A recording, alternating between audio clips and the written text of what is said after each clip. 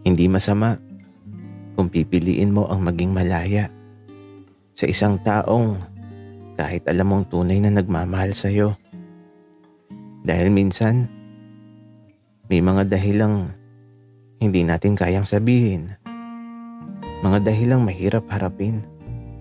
Pero alam mo, kahit pinili mo ang palayain siya, pero kung mahal ka niya talaga, tatanggapin ka niya. Ano man ang dinadala mong bigat sa kalooban mo, tatanggapin ka niya.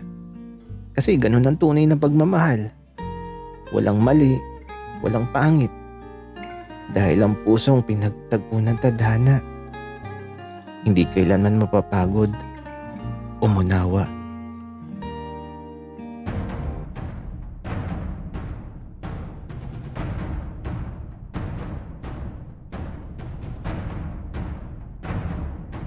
Kaibigan, huwag mong kalimutan mag-subscribe sa aming channel at huwag din kalimutan i-click ang notification bell at subscribe button. Subscribe na!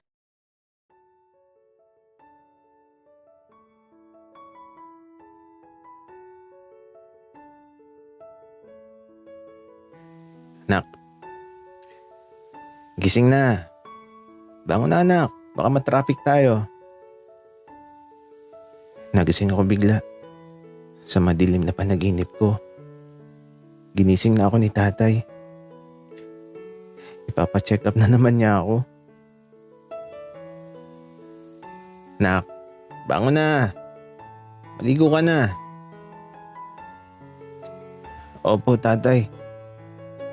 Wika ako naman tapos eto. Hinahanap ko kagad si Rafael. Kaya lang wala siya. Nasaan kaya yun? At eto, tumingin ako sa salamin. May mga pirasong nahulog sa sahig. Bakit ba nagkakaganitong salamin na to? Habang nakaharap ako sa salamin, nakita ko bigla si Rafael na tila ba nasa loob ng salamin. Nakatayo siya at nakaharap sa akin. Rafael, labas ka na dyan. Madilim dyan, di ba? Noah, hindi ako makalabas sa salamin. Hindi ko kaya. Ha?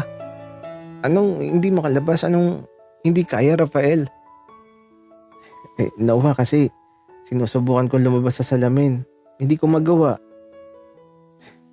Makukulong na ata ako dito. Rafael, bakit? Anong nangyari ba? Ayoko makulong ka dyan. Huwag kang mag-alala. Ngayong araw, pupunta kami ni tatay sa Maynila. At sisiguraduhin kong ngayong araw makakabalik ka na sa katawan mo. Noah, pakiusap. Tulungan mo ako makabalik sa katawan ko. Ayoko makulong sa salamin na to. Oo, pangako Rafael. Huwag kang matakot. Gagawin ko ang lahat. Mula sa mga mata ni Rafael na nakikita ko sa loob ng salamin,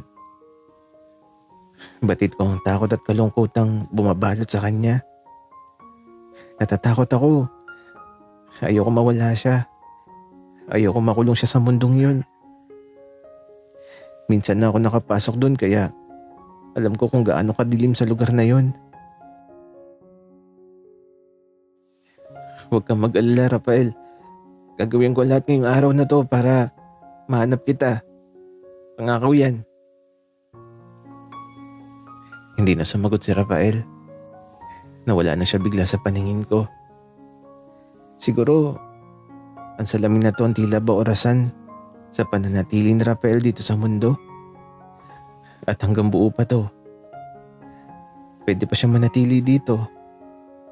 Subalit unti-unti nang nahuhulog ang bawat piraso ng salamin. Kaya dapat magmadali na din ako. Kumain ako kaagad at inayos ko na ang sarili ko.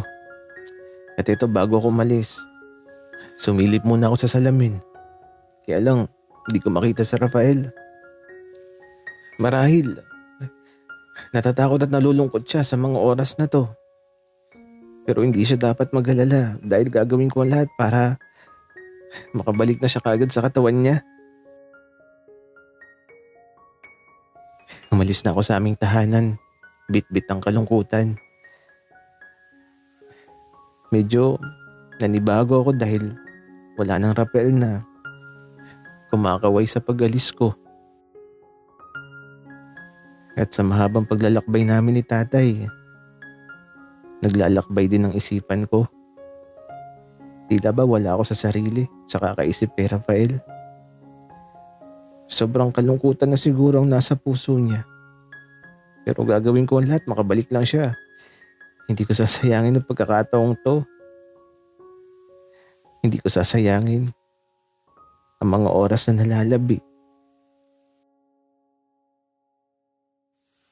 Nak, okay ka lang ba? Tatay, okay lang po ako. Nak, para kasing napakalalim ng iniisip mo. Tatay, wala to. Okay lang po talaga ako. Anak, kung may problema ka, magsabi ka sa akin ha. Pero anak, tatanungin kita, may gusto ka ba kay James? Kasi kung siya ang dahilan, ako nang gagawa ng paraan para maging kayo. Tatay, okay ka lang? Best friend kami nun. Kadiri.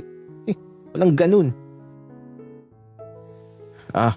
Okay. Akala ko gusto mo siya eh. Pero anak, sabihin mo kay James na lagi kang samahan sa bahay ah. Kahit sa buong bakasyon eh, sa bahay na lang muna siya at samahan ka. Sabihin mo doon na muna tumira. Napatingin ako bigla kay tatay. Naaba, at nakangiti pa. Ay naku. Alam ko na binabalak ni tatay. Kunwari pang ako ang sasamahan. Baka gabi-gabing nawawala si James kapag nangyari yun. Pero teka lang. Bumaba na kasi kami ni tatay sa sinasakyan namin. At eto, nasa isang ospital na kami. At parang ito din yata yung ospital kung nasaan si Rafael. Kung hindi ako nagkakamali, ito yung sinasabi ni Aling Mercy. Kaya ito, nabuhayan ako bigla ng dugo. Naging masigla ako bigla dahil parang tila ba tadhanaan na ang naghahatid sa akin patungo kay Rafael. Kaya ito, nang ipa-check up ako ni tatay, katulad lang din talaga nung una. Halos walang pagbabago sa mga ginawang test sa akin. Halos 1 oras din akong sinusuri ng doktor. At nang matapos ako, kinausap muna si tatay ng doktor na nagsuri sa akin. At habang may pagkakataon ako, sisimulan ko nang hanapin si Rafael. Kaya lang, sa lawak ng ospital na to, paano ko siya matatagpuan? Pero, di ko dapat isipin ang bagay na yun. Kasi andito na ako eh. Tadhana na ang naghatid sa akin dito. At tadhana na din ang gagawa ng paraan upang matagpuan ko si Rafael. Kaya lang, ang hirap. Paano ko ba siya mahanap? Napakalaki ng ospital na to. Magdadasal na nga lang muna ako. Kaya nagtungo muna ako sa chapel. Naupo ako at pinikit ko ang mga mata ko. At ipinagdasal ko na sana may magturo na sa akin kung nasaan si Rafael. Yun lang naman ang panalangin ko. Wala nang iba. Paulit-ulit kong sinasambit ang panalangin na yun hanggang sa makarinig ako ng isang tinig. Pagmulat ko ng mga mata ko, Isang lalaking nakaluhod sa altar ang nakita ko habang sinasabi ang mga salitang to. Pakiusap. Huwag niya pong kukunin ang anak ko. Alam ko pong ipinahiram niyo lang siya sa akin. Pero pakiusap po. Sana makasama ko pa siya ng matagal. Pakiusap po. Dinggin niyo po ang panalangin ko.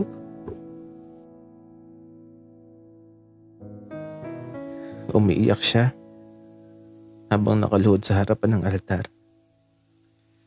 At sa bawat pagpatak ng oras na pinagmamasdan ko siya, natapos siya sa kanyang panalangin. Subalit nang masilayan ko ang mukha niya, para ako matutumba sa kinuupuan ko. Nang hina ako bigla at parang nauutal. Kasi naman, naalala ko na siya. Siya yung lalaking kasama ni Rafael sa mga larawan niya. Dito kami unang nagkita. Siya ang tatay ni Rafael.